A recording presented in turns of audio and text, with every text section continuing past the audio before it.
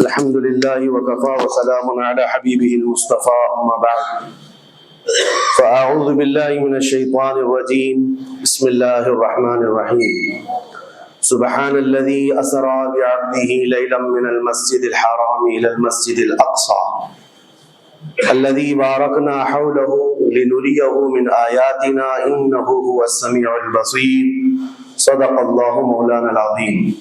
بارگاہ رسالت معاذ صلی اللہ علیہ وسلم میں درود پاک کا ہدیہ پیش کریں۔ اللهم صل على سيدنا ومولانا محمد معدن الجود والكرم وآله وأصحابه الكرام وابنه الكريم وبارك وسلم صلاة دائمة سرمدا أبدا۔ عزیزان گرامی وقار، جن حالات میں آج ہم جمعہ کی نماز ادا کرنے آئے ہیں، دنیا بھر میں قبلہ اول بیت المقدس کے معاملے کو لے کر ایک عجیب ماحول پیدا ہو چکا ہے۔ دنیا دو دھڑوں میں تبدیل ہے آج، اور یقیناً کیوں نہ اثر کرے کہ میرے آقا صلی اللہ تعالی علیہ وسلم نے ارشاد فرمایا،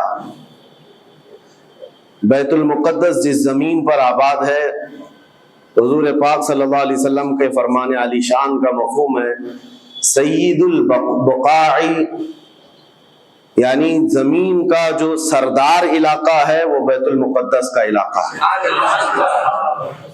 مسجد اقصی جہاں پر آباد ہے اس کو سید البقاع کہا گیا ہے، اور یہ بھی روایت میں ملتا ہے سید الصخرہ، گنبدوں میں اگر کوئی سردار گنبد ہے تو وہ بیت المقدس کے لیے کہا گیا ہے۔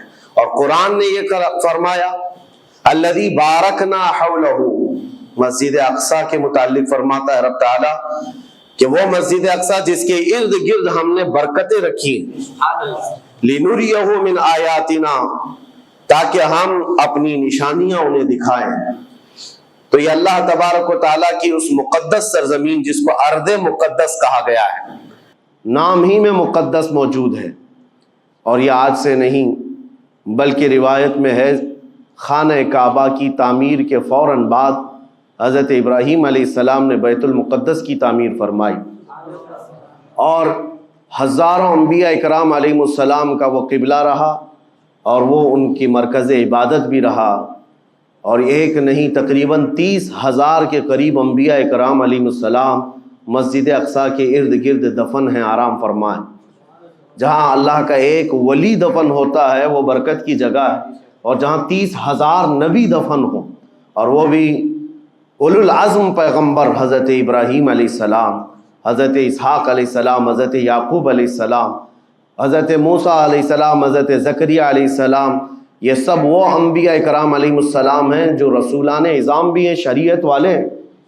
یہ سب بیت المقدس کے ارد گرد ہیں۔ یہاں پر کچھ بھی اثر ہونا پوری دنیا پر بھی اس کا اثر پڑتا ہے، اور آج ہم دیکھ رہے ہیں جو حالات پوری دنیا میں پیدا ہوئے ہیں، اور چاہے وہ یورپ ہو کہ امریکہ ہو، افریقہ ہو کہ رشیا ہو، عرب ممالک ہو کہ ہند ہو، ان سب کو کچھ نہ کچھ کہنے کی آج ضرورت پیش آ رہی ہے۔ کیوں؟ اس لیے کہ وہ ایسا سینٹر ہے، ایسا تقدس ہے وہاں پر جس میں پوری دنیا انوالو ہو ہی جاتی ہے، اور برسوں سے لے کر وہ جنگ کا میدان رہا، اور حضور پاک صلی اللہ تعالیٰ علیہ وسلم نے بیت المقدس کے لیے کیا فرمایا؟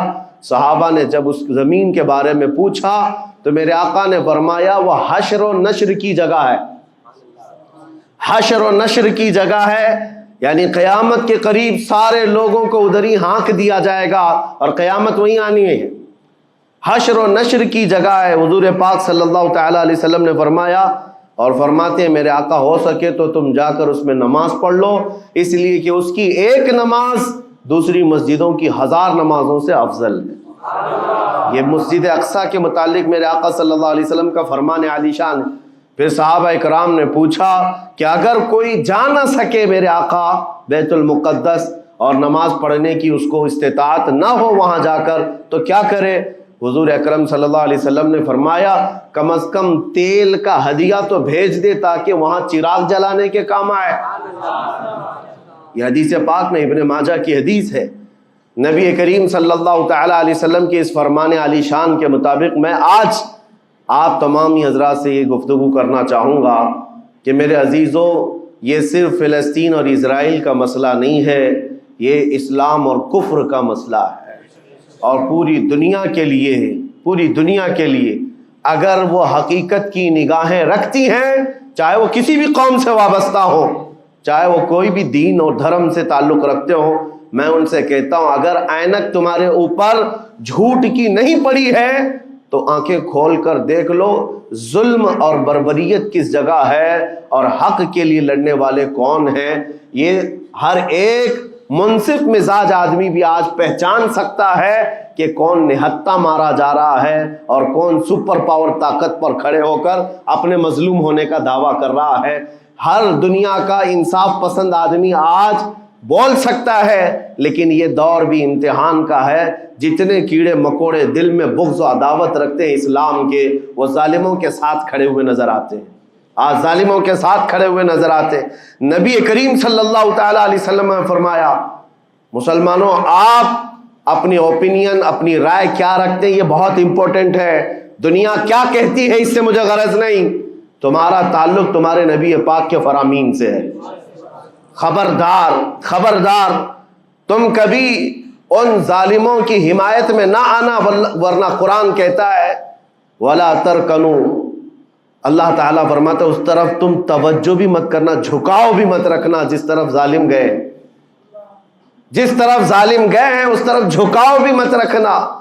اور آج کہیں ایسا نہ ہو کہ دنیا تمہارے پاس بہت آ گئی، چکا چوند دنیا دیکھ کر، جیسے امارات والے ہوئے، متحدہ عرب امارات، دبئی جیسے آج انٹرنیشنل سٹی ان کے پاس مل گئی ہے، پوری دنیا وہاں پر تجارت کرنے لگ گئی، بحرین جیسے کنٹریز، ان کے پاس دنیا کی فراوانی آ گئی، تو آج وہ یہ سمجھنے لگ گئے کہ ہم کو مظلوم اور غریب فلسطینیوں کی مدد میں بات نہیں کرنی چاہیے، جو سپر پاور طاقت ہے اس کے ساتھ کھڑا ہونا چاہیے، کیونکہ ہماری ٹریڈنگ کا مسئلہ ہے، ہماری تجارت کا مسئلہ ہے۔ وہ یہ بھول گئے کہ ان کا اسلام کہاں ہے، ان کے آباء و اجداد کی روایت کہاں ہے۔ لیکن میں آپ سے کہتا ہوں ان کے نقشے پر چل کر کبھی اپنی رائے کو بدل نہ دینا۔ بعض مسلمانوں میں یہ گفتگو پھیلی ہوئی ہے کہ کیا ہم ہی مسلمان ہیں ہندوستان کے، کیا ہم ہی لوگ ہیں جو اپنی رائے بنائیں، وہ بڑے بڑے لوگ ہیں، عرب لوگ ہیں اور بڑے بڑے مشائخ ہیں وہاں پر، ان لوگوں نے رائے الگ بنائی ہے، وہ دنیا کے اور پیسوں کے پجاری بن گئے ہیں، ان کے ہاں نفس غالب آ چکا ہے اور شیطان کا ان کے اوپر غلبہ ہے، وہ حق نہیں دیکھ رہے ہیں۔ میرے عزیزوں کہیں تم اپنی رائے اس طرح بنا لیے تو حدیث کو جھٹلانے والے ہوں گے۔ اللہ کے حبیب صلی اللہ علیہ وسلم کی حدیث سناتا ہوں، حضور پاک صلی اللہ علیہ وسلم فرماتے ہیں لا تزال عصابۃ من امتی یقاتلون علی ابواب دمشق وما حولها وعلى ابواب بیت المقدس ظاہرین علی الحق۔ حضور پاک صلی اللہ علیہ وسلم فرماتے لا یضرهم خذلان من خذلهم ظاہرین علی الحق الى ان تقوم الساعہ۔ میرے آقا فرماتے ہیں قیامت تک میری امت میں ایک جماعت ایسی ہوگی جو دمشق کے دروازوں پر اور بیت المقدس کے دروازوں کے اطراف میں حق کے لیے کھڑی رہے گی قیامت آنے تک۔ اور حضور پاک نے یہ بھی فرمایا، میرے آقا مخبر صادق صلی اللہ علیہ وسلم کے فرمان آج ہم اپنی آنکھوں سے دیکھ رہے ہیں، حضور فرماتے لا یضرهم خذلان من خذلهم۔ میرے آقا فرماتے ہیں دنیا کے بڑے بڑے دھوکہ دینے والوں کا دھوکہ انہیں کچھ اثر نہیں کرے گا، انہیں کوئی نقصان نہیں پہنچائے گا۔ آج بڑے بڑے پیٹروٹ میزائل داغ کر کے اگر وہاں کے علاقوں کو ختم کرنے کا دعویٰ کر رہے ہیں تو مجھے میرے نبی کے فرمان پر یقین ہے یہ کبھی نہیں ہو سکے گا، کبھی نہیں ہو سکے گا۔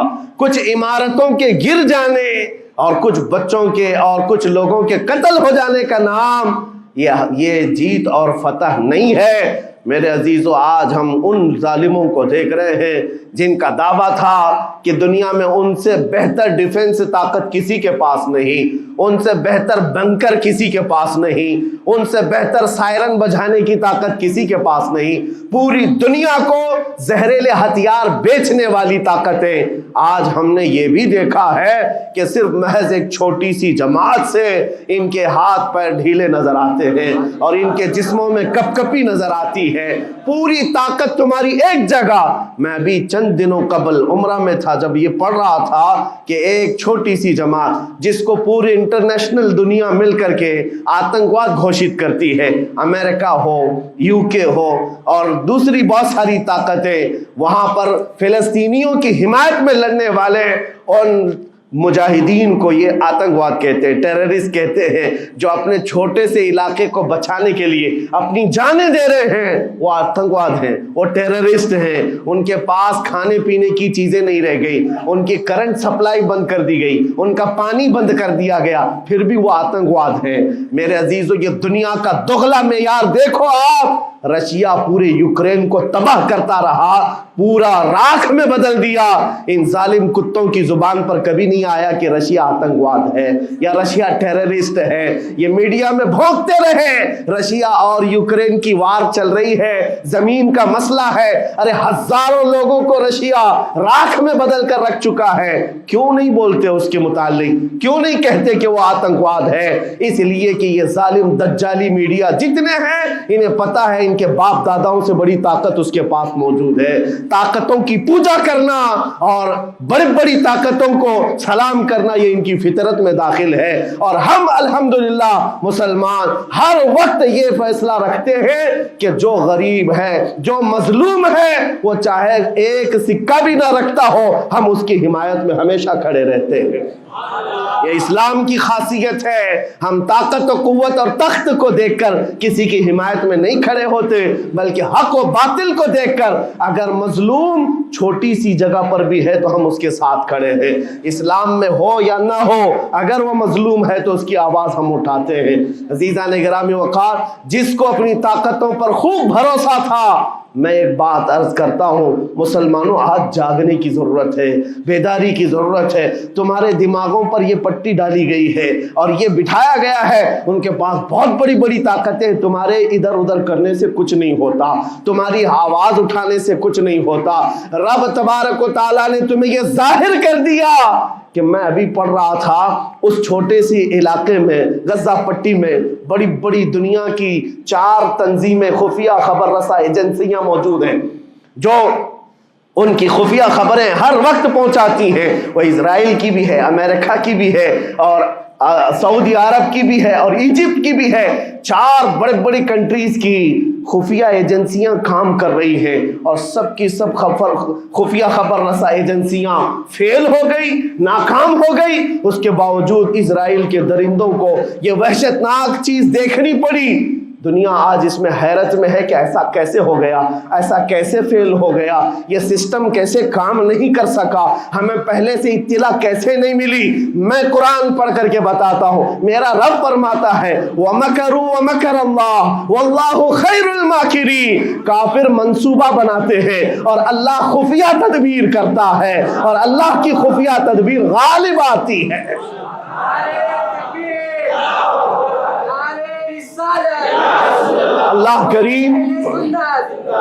अल्लाह करीम जब खुफिया तदबीर फरमाता है, सारे सिस्टम फेल हो जाते हैं, दुनिया की ताकतें हेच हो जाती हैं। आप कभी ये मत समझना कि दुनिया के पास बहुत बड़ी ताकतें हैं। नहीं मुसलमानों, ईमान इसका नाम नहीं है। इकबाल ने बहुत पहले कहा था, अल्लाह को पामर्द ये मोमिन पे भरोसा, इब्लीस को यूरोप की मशीनों का सहारा। उनके पास यूरोप की मशीनों का सहारा है, लेकिन मुसलमान को अपने रब की ताकत पर भरोसा है। मेरा रब गालिब हिकमत वाला है और वो कुदरत वाला है। जिस वक्त रब ताला चाहे, क्या आपने तारीख नहीं पढ़ी, वो अगर अपने नबी की हिफाजत करना चाहे तो मकड़ी के जाल से हिफाजत करता है, कबूतरी के अंडों से हिफाजत करता है। वो अपने हबीब की हिफाजत करना चाहे और किसी नबी की हिफाजत करता है, मछली के पेट में रख करके यूनुस की हिफाजत कर रहा है और इब्राहिम अलैहिस्सलाम को आग में डाल करके भी उस तपिश से बचा بچا رہا ہے، اور اسماعیل علیہ السلام کی گردن پر چھری چل رہی ہے، پھر بھی اس چھری سے بچانے والا مولا کون ہے؟ اور سمندر میں اتر جانے کے بعد موسیٰ علیہ السلام کی بڑی فوج کو راستے دینے والا مولا کون ہے؟ آپ جانتے ہیں ابراہیم علیہ السلام کو آگ سے بچانے والا، یونس علیہ السلام کو مچھلی کے پیٹ میں زندہ رکھنے والا، موسیٰ علیہ السلام کو سمندروں میں راستہ دینے والا وہی خدا ہے جو اپنے حبیب کو کفار مکہ کے ہر ظلم سے بچانے والا، ان کے رات کے منصوبوں کو خاک میں ملانے والا، میرے حبیب کو ان کافروں کے سامنے سے ایسے گزارنے والا کہ وہ کافروں کی آنکھیں ہمیشہ کے لیے اندھی ہو کر رہ جائیں۔ وہ مولا کل بھی تھا، آج بھی ہے اور ہمیشہ رہے گا۔ وہ اللہ حی و قیوم ہے، اس کی ذات پر توکل رکھو، یقین رکھو۔ آج دنیا کے ان حالات کو دیکھ کر مسلمانوں کا ایمان اور مضبوط ہو جائے، اور مضبوط ہو جائے۔ آپ یہ سوچتے ہوں گے ہمیں کیا کرنا چاہیے، ہم یہاں بیٹھ کر کیا کریں؟ میں تو اس بات کو کہوں گا آپ واٹس ایپ جہاد میں مصروف نہ رہیں، ادھر کی ادھر چیزیں شیئر کرتے ہوئے گھر میں بیٹھ کر کے رات بھر اپنی مرغن غذاؤں میں اور بستروں پر سوتے رہے نہیں۔ اگر تمہارا دل روتا ہے کسی ایک بچے کی آہ پر تم پہنچ تو نہیں سکتے، لیکن کسی غریب کی ایک درد پر تمہارا دل روتا ہے، اللہ کی بارگاہ میں وہ بھی لکھا جاتا ہے، وہ بھی لکھا جاتا ہے اور تم کو ان کے شریکوں میں شمار کیا جاتا ہے۔ تم اگر رقت کے ساتھ بیٹھ کر کے دعا کرتے ہو، سوچو آج آپ اپنے گھر میں ہیں، تمہارا بیٹا نکلا، جوان بیٹا نکلا، اس کی خبر آئی کہ اچانک اس کی لاش کہیں تڑپتی ہوئی نظر آئی، جیسے خبر سنو گے تمہارا کھانا پینا حرام ہو جاتا ہے، تمہارے گھر بار کا چین و سکون غارت ہو جاتا ہے۔ کیا ہوتا ہے جب اپنا ایک جوان بیٹا کہیں کسی حادثے میں انتقال ہونے کی خبر بھی آ جائے، بے چینی اور گھر میں کوہرام مچ جاتا ہے۔ یہ چیز کیوں ہوتی ہے؟ کیونکہ تمہارا تعلق ہے، جسمانی بھی روحانی بھی تعلق ہے اپنے بیٹے سے۔ اور میرے آقا نے فرمایا مثل المؤمن کمثل جسد اذا اشتكى عضو تداعى له سائر الجسد بالسهر والحمى۔ میرے آقا فرماتے ہیں پورے مومن جتنے بھی دنیا میں ہیں، سارے مومنین ایک جسم کی طرح، میرے آقا فرماتے ہیں ایک جسم کی طرح ہیں، اگر ایک عضو کو تکلیف ہو تو پورے جسم میں بخار آ جاتا ہے، ایک عضو کو تکلیف ہو تو پورے جسم میں بخار آتا ہے۔ آج تمہاری کیفیت یہ ہونی چاہیے، جس وقت ان حالات کو دیکھو تمہارا دل روئے، تمہاری بے قراری بڑھ جائے، تمہاری بے چینی بڑھ جائے، اور بارگاہ رب العزت میں گڑ گڑاؤ کہ مولا اگر ہمارے برے اعمال کی وجہ سے، ہمارے گناہوں کی وجہ سے ہمارے بھائیوں پر اگر یہ آفت آئی ہے تو میں توبہ کرتا ہوں، میں باز آتا ہوں مولا، میں اپنی حرکتوں سے توبہ کرتا ہوں۔ آج تمہیں پتہ ہے یہ آج کا حادثہ نہیں، اس دنیا کو میں جتنا کوسوں کم ہے، جو دغلی پالیسی رکھتے ہیں، جو ڈبل سٹینڈ رکھتے ہیں، ان کو جتنا بولوں کم ہے۔ میں ڈرتا نہیں ہوں اس بات پر، لیکن آج دل بھرا ہوا ہے ان مظلوموں کی آواز کو سن سن کر کے، جن کے گھروں پر رات بھر بمباری ہوتی ہے، جن کے شہر کا پورا بادل پٹاخوں سے نہیں میزائلوں سے روشن دکھتا ہے۔ میرے عزیزوں کیسی راتیں وہ گزارتے ہیں، ماں رات کو اپنے بچے کو گلے سے لگا کر سوتی ہے، اس کو یقین نہیں ہوتا صبح تک میرا لال میرے ساتھ رہے گا، انہیں پتہ بھی نہیں ان کے دروازوں پر موت دستک دے رہی ہے۔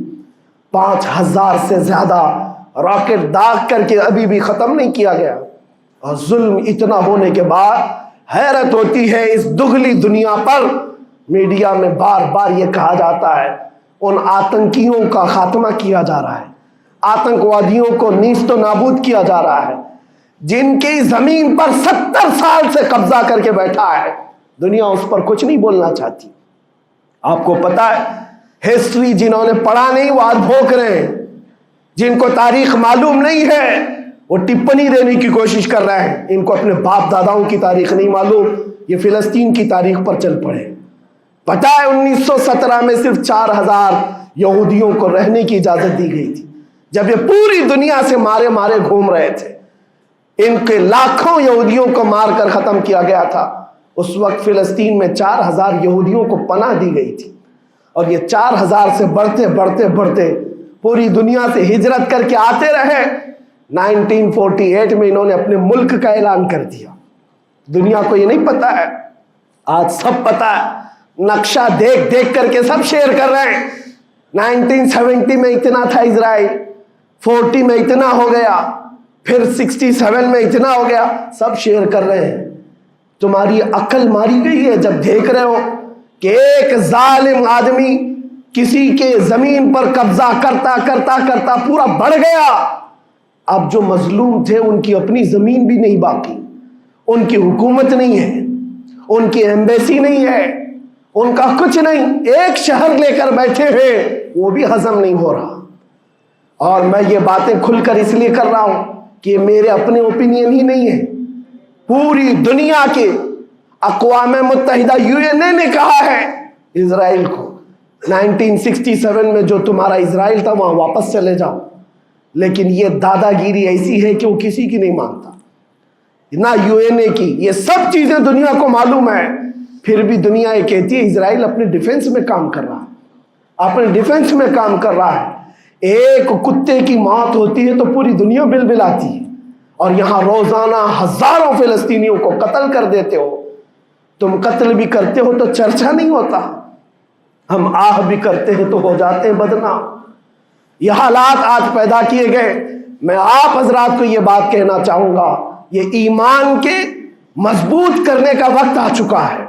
मेरे आका के फरमान पर यकीन करो, अल्लाह की मदद आती है और आकर रहेगी इंशाअल्लाह।